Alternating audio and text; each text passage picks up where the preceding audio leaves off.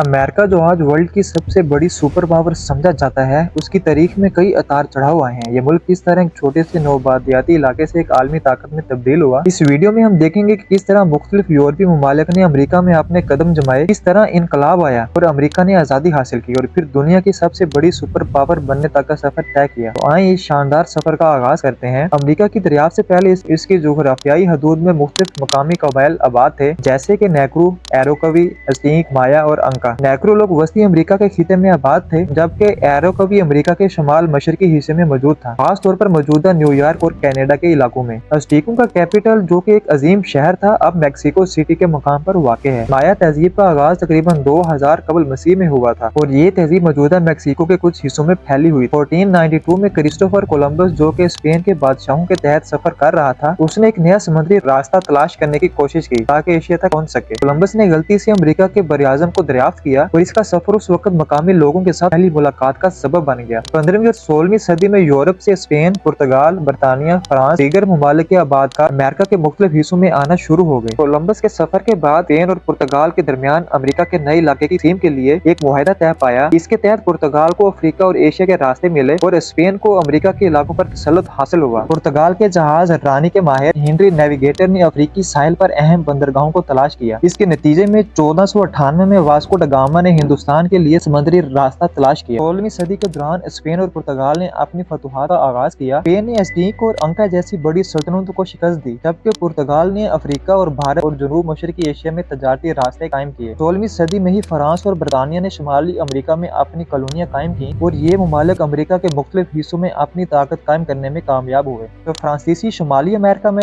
जबकि ब्रिटिश ने वर्जीनिया में 9 आबादियां कायम की। बरतानिया ने अमेरिका के मशरकी साहिल पर 13 कॉलोनियां कायम की थी और इन्हें 3 खितों में तकसीम किया गया। 17वीं सदी में नौबादियाती हुक्मरानी का दौर स्टार्ट हुआ। बहरे ओकियानूस की गुलाम तिजारत के तहत लाखों अफ्रीकियों को अमेरिका में प्लांटेशंस पर काम के लिए जबरी तौर पर लाया गया। यूरोप और अमेरिका में मुख्तलिफ जंगें भी हुई, 30 साल जंग और नौबादियाती जंगें। इस दौरान साइंसी इनकलाब भी आया, जहाँ न्यूटन जैसे अजीम साइंसदान ने दुनिया को नई हिम्मत दी। 18वीं सदी के वस्त में कॉलोनियों में बरतानवी हुकूमत के खिलाफ नाराजगी बढ़ने लगी, खास तौर पर टैक्स और तजारती पाबंदियों की वजह से। 1754 से लेकर 1763 के दरमियान 7 साल जंग के बाद बरतानिया ने कॉलोनियों पर मजीद टैक्स और कानून नाफिज कर दिए और इसने कॉलोनियों में नाराजगी को मजीद बढ़ा दिया। 1775 में अमेरिकी कॉलोनियों ने बरतानिया के खिलाफ बगावत की। 19 अप्रैल 1775 को लिंगस्टन और कानगोड की लड़ाइयाँ हुई, जो इस जंग का बाकायदा आगाज थी। ये लड़ाइयाँ उस वक्त हुई जब बरतानवी फौज ने कॉलोनियों के हथियार जब्त करने की कोशिश की, लेकिन कॉलोनियों के शहरियों ने इस इकदाम के खिलाफ बहुत मज़ाहमत की। कानगोड की लड़ाई में कॉलोनियों की फतह ने इनके हौसले बुलंद कर दिए और जून 1775 को बोस्टन के करीब बंकर हिल की एक लड़ाई हुई। अगरचे बरतानवी फौज ने मैदान मार लिया, लेकिन कॉलोनियों की निजामत ने यह वाजे कर दिया कि वो आसानी से हार मानने वाले नहीं हैं। 1777 में साराटोगा की लड़ाई एक अहम मोड़ साबित हुई, जहां अमेरिकी अफवाज ने बरतानवी फौज को शिकस्त दी। इस फतह के बाद फ्रांस ने भी अमेरिका की हमायत में जंग में शामिल होने का फैसला कर लिया और इससे अमेरिकियों को बड़ी मदद मिली। 1777 से 1778 में जॉर्ज वाशिंगटन ने वादी फौज में अमेरिकी अफवाज की क़यादत संभाली और फौज को मुनज़्ज़म किया। 1781 में यॉर्क टाउन में अमेरिकी अफवाज और फ्रांसीसी इत्तेहादियों ने बरतानवी फौज को शिकस्त दी। ये लड़ाई जंगी आजादी का आखिरी बड़ा मार्का साबित हुई और बरतानवी फौज के कमांडर लॉर्ड कॉर्नवालिस ने हथियार डाल दिए। इस जंग में अमेरिका ने 13 कॉलोनियों के इत्तेहाद के तौर पर बरतानवी सल्तनत को शिकस्त दी। 1783 में रूस के मुआहदे के जरिए जंग का खात्मा हुआ। बरतानिया ने अमेरिका की आजादी को तस्लीम कर लिया और 1783 में जंग के इख्तिताम पर अमेरिका एक आजाद मुल्क बन गया। अब हम देखते हैं कि आजादी के बाद अमेरिका कैसा था और उसने किस तरह तरक्की की। 1787 में अमेरिकी आइन तश्कील दिया गया, जो दुनिया में जमहूरियत का एक बेहतरीन नमूना है। ये आइन 1789 में नाफिज हुआ और जॉर्ज वाशिंगटन अमेरिका के पहले सदर बने। आइन ने हुकूमत के 3 अहम सतूनों को मजबूत किया और इसके साथ ही बिल ऑफ राइट्स ने शहरी आजादियों को तहफ़्फ़ुज़ दिया। 19वीं सदी में अमेरिका ने मगरब की तरफ तोसी की। 1803 में सदर थॉमस ने तारीखी कदम उठाया और फ्रांस से 8,28,000 मुरब्बा मील का रकबा खरीदा। इससे अमेरिका का रकबा 2 गुना हो गया और मैक्सिको और अमेरिकी जंग के बाद अमेरिका ने कई नए इलाके इंक्लूड किए। 1861 में शुमाली और जनूबी रियासतों के दरमियान सिविल वार स्टार्ट हुई। अमेरिका ने पहली और दूसरी आलमी जंग में अहम किरदार अदा किया। खास तौर पर दूसरी आलमी जंग के बाद अमेरिका वर्ल्ड पर पावर बनकर उभरा। सेकंड वर्ल्ड वार, जो कि 1939 से 1945 तक, इसमें तकरीबन तमाम दुनिया की बड़ी ताकतें इंक्लूड हैं। ये जंग क्यों शुरू हुई, कौन से अहम मार्के इसमें शामिल थे, आइए जानते हैं। ये जंग क्यों शुरू हुई,